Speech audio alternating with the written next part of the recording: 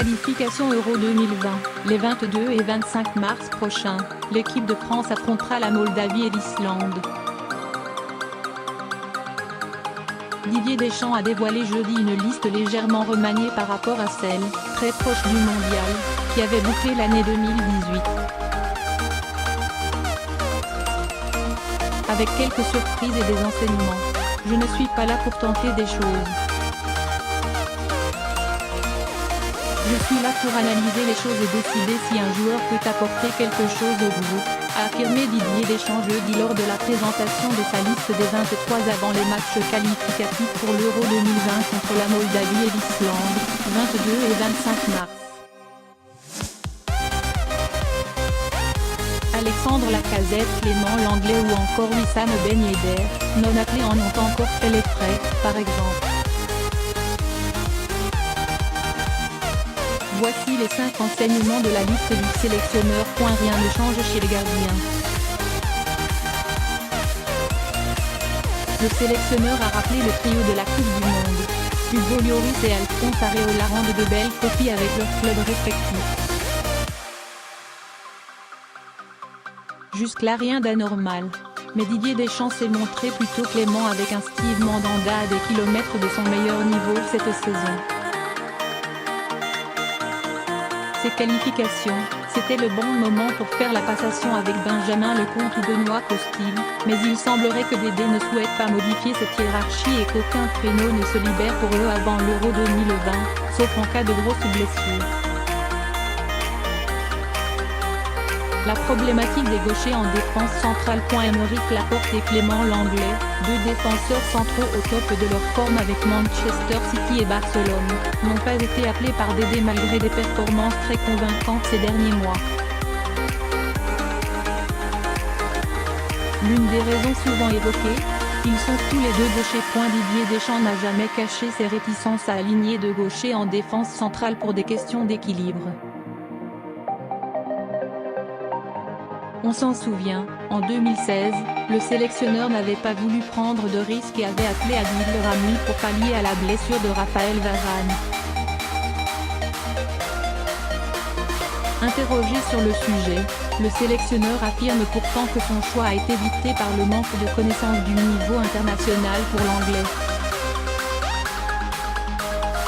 Quant à Laporte, il ne semble toujours pas figurer dans les petits papiers de Dédé. Rien de nouveau sous le soleil au milieu. La bataille du milieu de terrain est féroce, et sans pitié.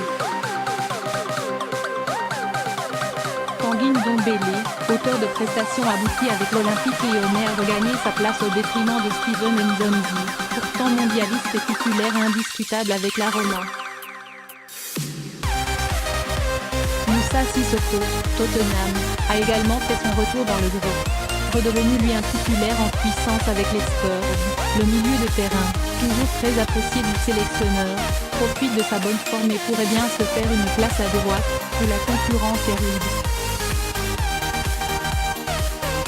Ça se bouscule à la pointe de l'attaque. Didier Deschamps a décidé de réaffirmer sa confiance à Olivier Giroud et Nabil Fekir, pourtant loin d'être brillants tous les deux cette saison. Alexandre Lacazette, lui, attend toujours un appel du pied du sélectionneur, alors que ses statistiques parlent pour lui. 14 buts et 11 passes décisives en 37 matchs, toutes compétitions confondues, contre 7 buts et 6 passes pour Giroud en 32 matchs. Comme à son habitude, Didier Deschamps n'a pas fermé la porte aux Gunners. Même son de cloche pour Wissam Ben Yedder, lui aussi oublié malgré sa très belle saison avec Séville, ils auraient mérité d'être avec nous. Est-ce que ce sera le cas en juin? C'est à eux de continuer à faire ce qu'ils font actuellement. La capacité de Kylian Mbappé à jouer à la pointe de l'attaque limite encore les chances des deux hommes d'être appelés en bleu. Deux gagnants, Coman et Martial. Il y a quand même deux grands gagnants dans cette liste des attaquants, Kingsley Coman, Bayern Munich, et Anthony Martial, Manchester United. Le premier, peu titularisé cette saison, 8 fois, va remplacer à gauche Ousmane Dembélé, blessé et non appelé. Il n'avait plus été convoqué depuis novembre 2017. Malgré un début de saison compliqué marqué par des blessures, l'ancien du PSG a retrouvé ses sensations. Anthony Martial, forfait lors du dernier rassemblement, revient également. Dédé n'a pas manqué de chanter ses louanges. Quand il est en pleine possession de ses moyens, il a cette faculté à éliminer, à faire des différences, à marquer ou faire marquer.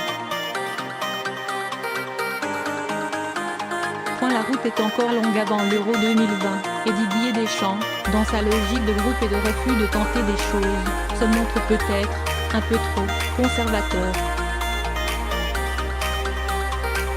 Mais difficile de bousculer un effectif champion du monde.